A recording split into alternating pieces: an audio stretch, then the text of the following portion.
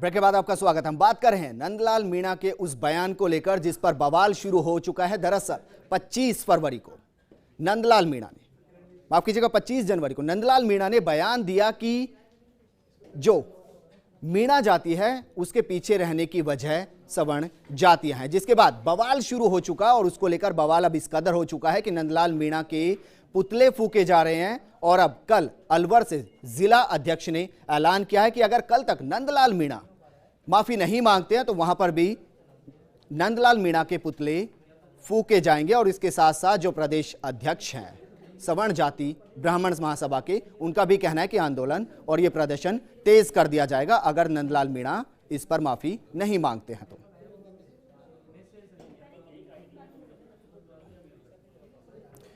और इस वक्त बात करने के लिए जुड़ते हैं अपने संवाददाता रविंद्र कटारा के साथ जो भरतपुर में हैं। रविंद्र, जानना चाहेंगे, दरअसल कैबिनेट की बैठक वहां पर चल रही है, जिस तरीके से नंदलाल मीणा ने बयान दिया उसके बाद प्रतिक्रिया आनी शुरू हो चुकी है। सवर्ण जाति इसका विरोध कर रही है। क्या इस मुद्दे पर भी कैबिनेट के अंदर मंथन चल रहा है कि नंदलाल मीणा माफी मांगे ताकि लोकसभा के अंदर सवर्ण जाति उनका विरोध ना करे? विजेंद्र, मैं आपको बता दूं, जो ये नंदलाल मीणा का बयान था, ये भरतपुर का ही बयान था। सरकार आसमान ने ये बयान दिया था, लेकिन यहाँ समानता जो आंदोलन वाले हैं उन्होंने भी विरोध जताया था। सवर्ण जो वर्ग है, वैश्य समाज की अगर बात करें या ब्राह्मण समाज की बात करें, कहीं न कहीं उन लोगों में भी आक्रोश है नंदलाल मीणा की इस सब बयानबाजी को लेकर। लेकिन जब सुबह हमने अरुण चतुर्वेदी से इस मामले में बात की तो उन्होंने बताया था कि मैंने सुना है, मामला जानकारी में आया, जो कहा वो गलत है। जी विजेंद्र जी बिल्कुल। लेकिन रविंद्र, जिस तरीके से बयानबाजी आई थी, जाहिर सी बात है नंदलाल मीणा ने इन अल्फाजों का इस्तेमाल किया था और उसके बाद सवर्ण जाति जो है विरोध प्रदर्शन कर रही है, पुतले फूक रही है। आगे इस तरीके के प्रदर्शन पूरे प्रदेश में ना हो, इसको लेकर क्या वहां पर कुछ मंथन चल रहा है कि नंदलाल मीणा बाहर आए? क्योंकि कांग्रेस को बिना कुछ किए बैठे बिठाए एक मुद्दा मिल गया है बीजेपी को घेरने का।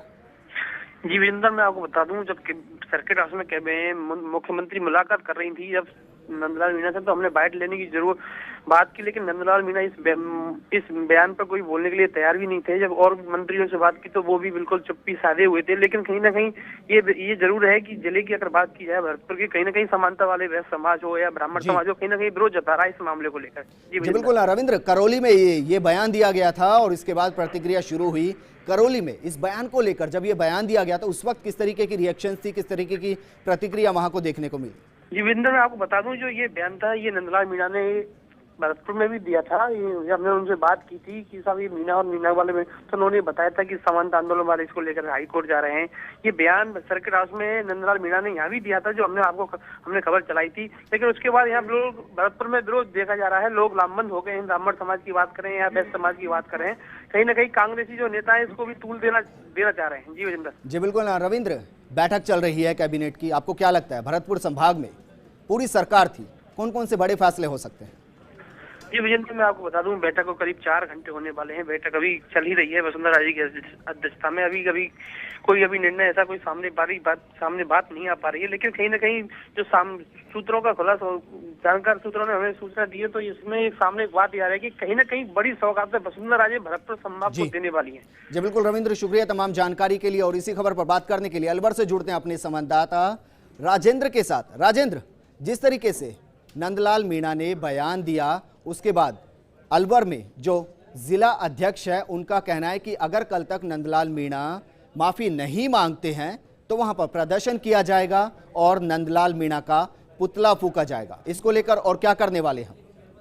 जी विजेंद्र, आज ब्राह्मण समाज की मीटिंग ब्राह्मण छात्रावास में हुई थी जिला अध्यक्ष सुरेश भारद्वाज के नेतृत्व में, और उसमें निर्णय लिया गया कि कल 11 बजे नगरी सर्किल पर नंदलाल मीणा का जनजातीय मंत्री जो है विकास मंत्री, उनका पुतला फूका जाएगा और उसमें बड़ी संख्या में ब्राह्मण समाज के लोग मौजूद होंगे। और ये भी घोषणा की गई है कि अगर मंत्री अपना बयान वापस नहीं लेंगे तो यह आंदोलन उग्र किया जाएगा और लगातार कंटिन्यू किया जाएगा। जी बिल्कुल। राजेंद्र, कितनी तादाद में लोग वहां पर रहने वाले हैं और कहां पर ये पूरा प्रदर्शन किया जाना है? क्या कोई एक निश्चित जो जगह है वो तय की गई है? जी, अलवर शहर के व्यस्तम जगह है, नगरी सर्किल पे बाजार के व्यापारियों को, ब्राह्मण समाज के लोगों से बातचीत की गई, बैठक की गई। उसके बाद में निर्णय लिया गया है। समाज के लोगों को इस बारे में जानकारी जुटाई जा रही है, उनको बताया जा रहा है कि कल ब्राह्मण समाज की ओर से विरोध प्रदर्शन किया जाएगा, जिसमें बड़ी संख्या में ब्राह्मण समाज के लोग एकत्रित होंगे। जी बिल्कुल। राजेंद्र, आपको क्या लगता है, जिस तरीके से आपकी बात भी होगी, सुरेश से भी बात हुई होगी, क्या ये जो पूरा का पूरा मामला है अलवर तक वो सीमित रखने वाले हैं? पूरे प्रदेश के अंदर इसको लेकर कोई सभा हो सकती है, बैठक हो सकती है, उसके बाद फैसला लिया जा सकता है कि आखिर इस मामले पर किस तरीके से आगे का रुख रखा जाए? जी, हमारी सुरेश जी से बात हुई तो उनका कहना है कि प्रदेश स्तर पर विरोध किया जा रहा है, तैयारियां चल रही हैं। अलवर में कल से विरोध शुरू होगा और जैसे ही ये जो आज की चिंगारी है, अगर मंत्री अपने बयान को वापस नहीं लेते, ये चिंगारी है जो धीरे धीरे सुलगती जाएगी और पूरे प्रदेश में इसमें बड़ा बवाल मचने वाला है। जी बिल्कुल राजेंद्र, शुक्रिया तमाम जानकारी के लिए। तो नंदलाल मीणा के बयान को लेकर बवाल शुरू हो चुका है पूरे प्रदेश में। इसको लेकर अलग अलग जगह प्रदर्शन किए जा रहे हैं, नंदलाल मीणा का पुतला फूका जा रहा है और एक ही मांग की जा रही है कि नंदलाल मीणा अपने बयान पर माफी मांगे। साथ के साथ कांग्रेस को भी बैठे बिठाए एक मुद्दा मिल गया है बीजेपी को घेरने का, और वो भी इसका इस्तेमाल करते हुए नजर आ रहे हैं। चलिए अब बात करते हैं चलती का नाम जिंदगी की। यहाँ चलती को गाड़ी कहते हैं प्यारे, पम पम पम बाबू समझो इशारे, हॉर्न पुकारे, पम पम पम। यहाँ चलती को गाड़ी कहते हैं प्यारे, पम पम पम। अब आपको दिखाते हैं एक ऐसे शख्स की कहानी जिसने जिंदगी के सफर में साहस, हिम्मत, योग्यता, लगन और मेहनत कभी नहीं छोड़ी और बन गया दूसरों के लिए मिसाल। तभी तो कहते हैं कि चलती का नाम जिंदगी।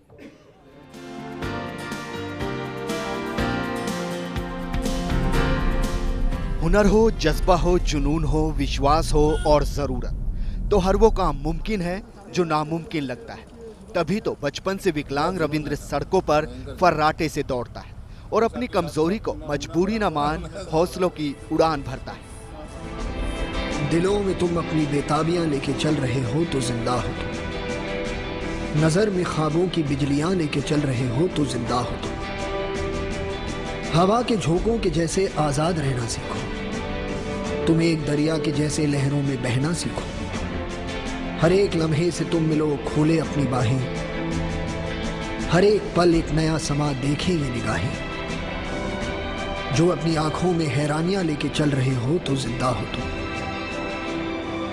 दिलों में तुम अपनी बेताबियां लेके चल रहे हो तो जिंदा हो तुम।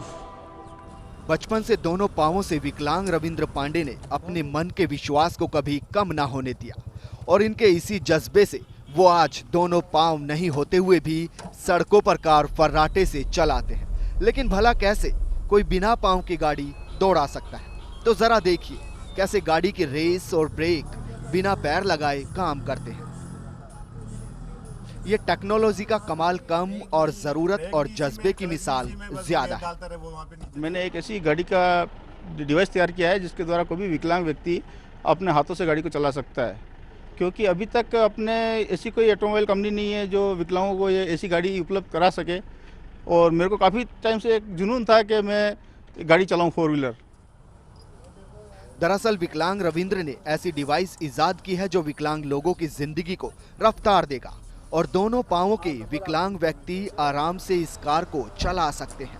इस पर खर्चा भी महज 25,000 आएगा और 2003 में बनाए गए इस जुगाड़ पर भारत सरकार ने अब मोहर लगा दी है। साथ ही विशेष दर्जे में विकलांग होते हुए भी रविंद्र को परिवहन विभाग ने लाइसेंस भी जारी कर दिया है।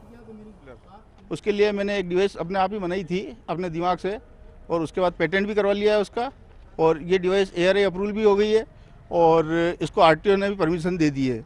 अब इसके बाद कोई भी विकलांग इस डिवाइस को लगा के गाड़ी चला सकता है और अपना शौक पूरा कर सकता है। अब वो अपने पैरों पर खड़ा हो सकता है, किसी के लिए मोहताज नहीं है कि आने जाने के साधन के लिए किसी से मोहताज नहीं रहेगा वो, और वो अपने पैरों पर खड़ा हो सकता है। विकलांगता की वजह से रविंद्र को समाज से तिरस्कार भी झेलना पड़ा। शादी के बाद जब रविंद्र ने पहली बार कार खरीदी तो लोगों ने जमकर रविंद्र का मजाक उड़ाया, नीचा दिखाने की कोशिश की। लेकिन आज वही समाज रविंद्र की मेहनत और जज्बे को सलाम करता है। साथ ही परिवार के लोग भी रविंद्र पर गर्व महसूस करते हैं। बहुत खुशी होती है। पहले कहीं पे जाने में बहुत प्रॉब्लम वगैरह होती थी, अब पापा खुद ही ड्राइव कर लेते हैं तो बहुत प्राउड फील होता है। पापा का इसका अप्रूवल हो गया है।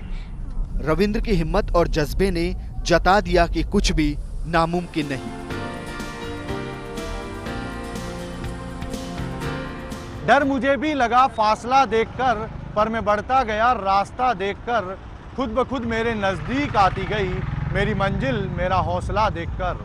रविंद्र पांडे के हौसले के आगे उनकी मजबूरी ने घुटने टेके हैं और अब रविंद्र चाहते हैं अपने विकलांग भाइयों में जज्बा पैदा करना, ताकि आम इंसान की तरह वे भी रविंद्र की तकनीक का प्रयोग करते हुए कार चलाने का लुत्फ उठा सकें। कैमरा पर्सन चंचल सनाटी के साथ फर्स्ट इंडिया न्यूज़ के लिए उदयपुर से कपिल श्रीमाली। आज की खबर में फिलहाल इतना ही, लेकिन खबरों की दुनिया से हर पल जुड़े रहने के लिए बने रहिए हमारे साथ, देखते रहिए फर्स्ट इंडिया न्यूज़। नमस्कार।